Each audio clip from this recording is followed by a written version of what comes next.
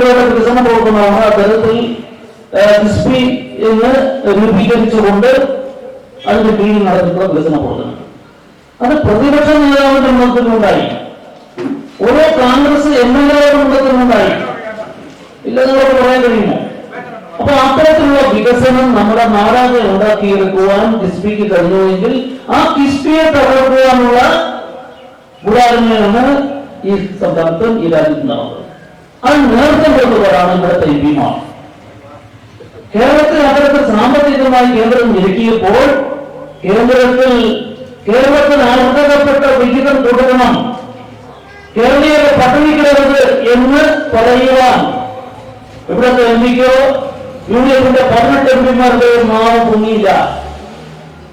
അക്കാര്യം വന്നപ്പോൾ കേരളത്തിന് വിരുദ്ധമായി കേന്ദ്രത്തിൽ സംസാരിക്കുകയും പാർലമെന്റിൽ സംസാരിക്കുകയും ചെയ്തു. അത് കൊടുക്കരുത് എന്ന ചിന്താഗതിക്കാരായിരുന്നു കോൺഗ്രസുകാർ. ഞാൻ ചോദിക്കട്ടെ, കേരളത്തിലെ ജനങ്ങളെ പട്ടിണിക്കിടാൻ വേണ്ടിയാണോ ഈ 18 MP-മാരെ UDF നേതൃത്വത്തിൽ വിജയിപ്പിച്ചത്? അപ്പോ കേരളത്തിന് അർഹതപ്പെട്ട വിഹിതങ്ങൾ അത് പിടിച്ചു വാങ്ങേണ്ട MP-മാർ അതിന് വിരുദ്ധമായി എതിരായി നിന്നു എന്നുള്ളതാണ്. അതിൽ ശ്രീമാൻ അടൂർ പ്രകാശുണ്ട്. മറ്റെന്ത് കാര്യമാണ് കേരളത്തിന് വേണ്ടി അദ്ദേഹത്തിന്റെ മണ്ഡലത്തിന് വേണ്ടി അദ്ദേഹത്തിന് വാങ്ങിക്കാൻ വേണ്ടി?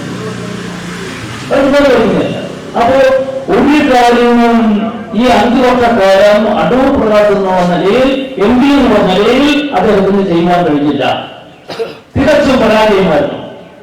അത്തരത്തിൽ കോൺഗ്രസിന്റെ ഒരു പ്രതിനിധിയെ വിജയിപ്പിക്കേണ്ട കാര്യം നമുക്കുണ്ടോ? ഇല്ല.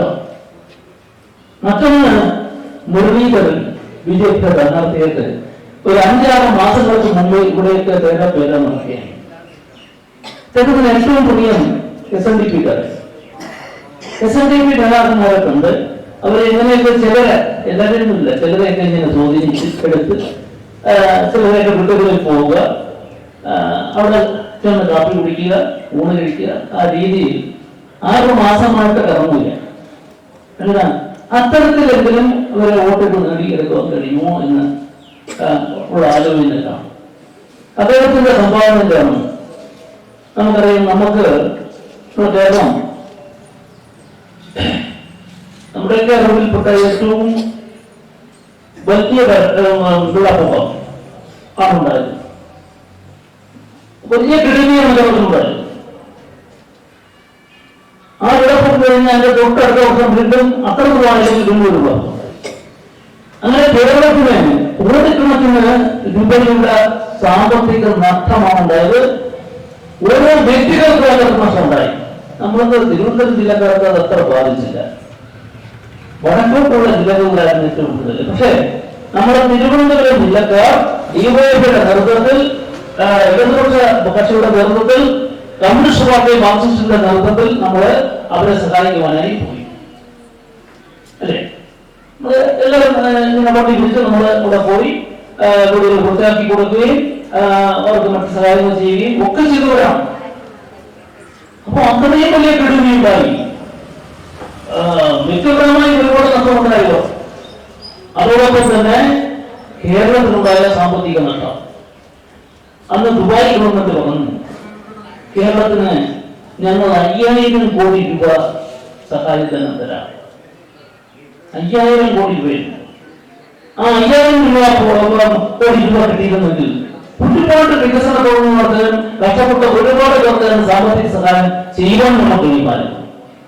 അവിടെ ആ തുക കൊടുക്കരുത് എന്ന് പറഞ്ഞ മന്ത്രിയാണ് പ്രവീണൻ. നരേന്ദ്രമോദിയോടും അവർ കേന്ദ്ര ഗവൺമെന്റിനോടും പറഞ്ഞു ആ തുക കേരളത്തിന് കൊടുക്കാൻ അനുവദിക്കരുത്.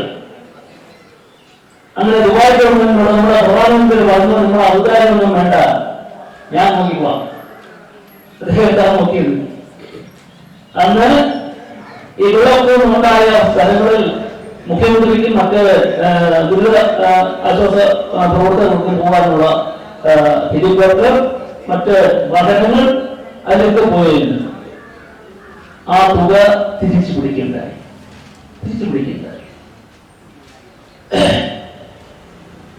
അത്തരത്തിൽ കേന്ദ്രം നൽകേണ്ട വിഹിതം പോലും അത്തരത്തിൽ വെള്ളപ്പൊക്ക കെടുതി ഉണ്ടായ ഈ സംസ്ഥാനത്ത് നൽകിയില്ല.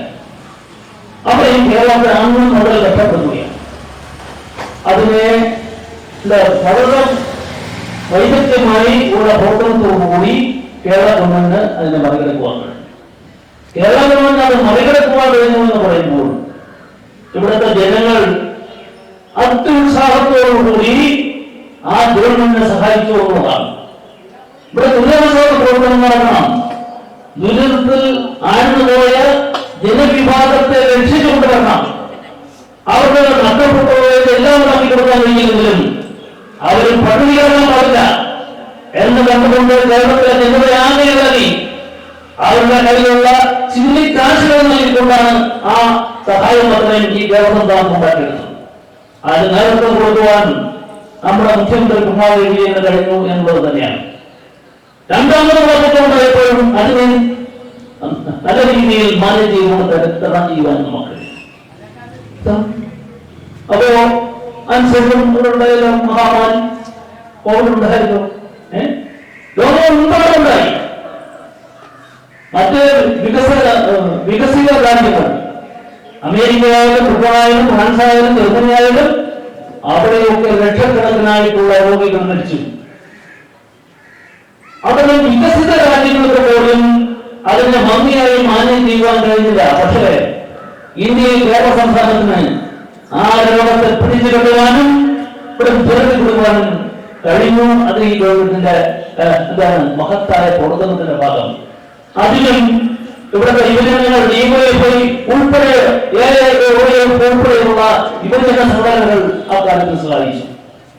ആദ്യമായിട്ട് ആ കാലഘട്ടത്തിൽ നിന്നുള്ള കോൺഗ്രസുകാരെയോ RSSകാരെയോ അല്ലെങ്കിൽ ഹിന്ദു കോൺഗ്രസുകാരെയോ വേണ്ട. രണ്ട് കൊല്ലക്കാലം ആ ബഹുമാനിക്കപ്പെട്ട എല്ലാ വീടുകളിലും സിറ്റി ആദ്യമല്ലോ എത്ര പേര് നമുക്ക് ഈ പ്രദേശത്ത് മരിച്ചു. ഏതെങ്കിലും ഘടമെടുക്കുവാനോ അത് സംസ്കരിക്കുവാനോ ഇവിടെ ഹിന്ദു കോൺഗ്രസുകാരുണ്ടായിരുന്നു, ഇവിടെ RSSകാരുണ്ടായിരുന്നു. പിന്നെ എന്താണ് അവരെ അവസരപ്പെടുന്നത്? അപ്പോൾ ജനങ്ങൾ കഷ്ടപ്പെടുമ്പോൾ തന്റെ സുഖസൗകര്യങ്ങൾ നോക്കി വീട്ടിലിരിക്കുക, അല്ലെങ്കിൽ മറ്റ് ആദായമാർഗങ്ങളിലേക്ക് പോവുക. അവിടെ കഷ്ടപ്പെടുവാനും സഹായിക്കുവാനും ഇവിടുത്തെ ഡിവൈഎഫ്ഐക്കാരും എഫ്ഐക്കാരും ഉടനെയുള്ള യുവജനങ്ങൾ രംഗത്തുവരിക, അവരൊക്കെ സഹായിക്കുവാനായിട്ടുള്ള കമ്മ്യൂണിസ്റ്റ് പാർട്ടിയുടെ മാത്രം ഉണ്ടാവുക. അതിന്റെ പ്രസിദ്ധി. അപ്പോ അത് ഈ സ്ഥലത്ത്, ഈ രാജ്യത്ത്, ഈ സംസ്ഥാനത്ത് ജനങ്ങളുണ്ടാക്കണം. അപ്പോ നമുക്കൊരു ദുരിതമുണ്ടായാൽ ആ ദുരിതത്തെ നമ്മളോടൊപ്പം ചേർത്ത് പിടിച്ചുകൊണ്ട് നമ്മളെ സഹായിക്കുവാൻ ഇടതുപക്ഷ ഗവൺമെന്റ്, ആ ഇടതുപക്ഷ ഗവൺമെന്റ് നമ്മുടെ കമ്മ്യൂണിസ്റ്റ് പാർട്ടിയുടെ യുവജന സംഘടനകളും ഇവിടെ ഉണ്ടായിരുന്നു. ആ സഹായമാണ് നമുക്കുണ്ടായിരുന്നത്.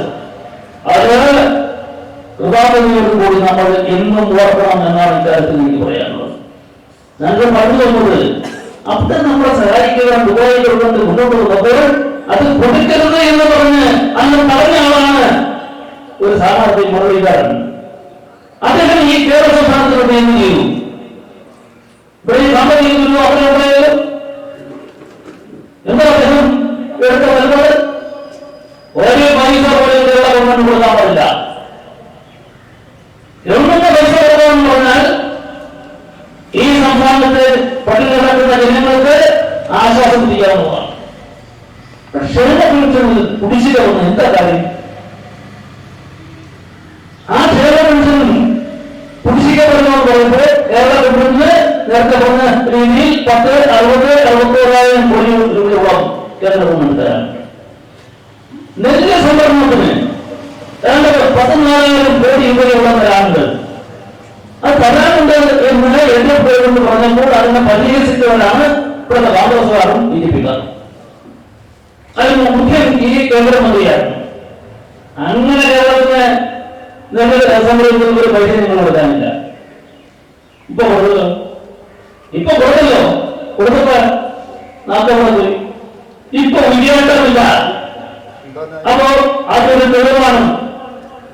നെല്ല് സംഭരിക്കുന്ന കാര്യത്തിൽ കേന്ദ്ര ഗവൺമെന്റ് തരാനുള്ള 10,000 കോടി രൂപയോളം ഇപ്പോഴത്തെ കഴിഞ്ഞു വന്നു. കേരള ഗവൺമെന്റ് ഈ സാമ്പത്തിക ദുരിതം വന്നപ്പോൾ കേരള ഗവൺമെന്റിന് അർഹതപ്പെട്ടത് കിട്ടാതെ വന്നപ്പോൾ ഒരു നിവൃത്തിയില്ലാതെയാണ് ഈ സംസ്ഥാന ഗവൺമെന്റ് സുപ്രീം കോടതിയിൽ കേസ് കൊടുത്തത്. എന്താ സുപ്രീം കോടതി എടുക്കുന്ന നിലപാട്? ഒന്ന് ആദ്യം പറഞ്ഞു, കേരള ഗവൺമെന്റിന് കടമെടുക്കുവാനുള്ള അവകാശമുണ്ട്, ആ അവകാശം ചെല്ലാൻ കൊടുത്തു എന്നാണ് കേന്ദ്ര ഗവൺമെന്റ് പറഞ്ഞത്.